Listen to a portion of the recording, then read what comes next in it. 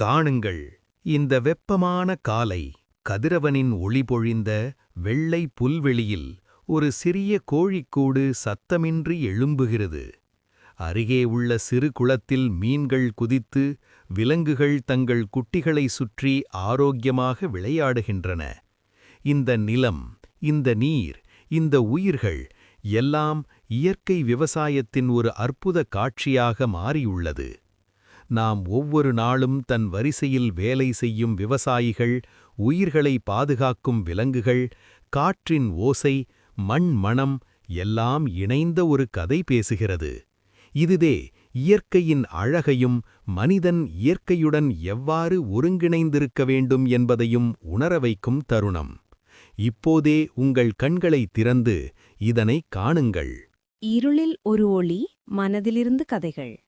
Video பிடித்திருந்தால் like, comment and subscribe செய்ய மறக்காதீர்கள். உங்கள் ஆதரவே எங்களுக்கு ஒளி.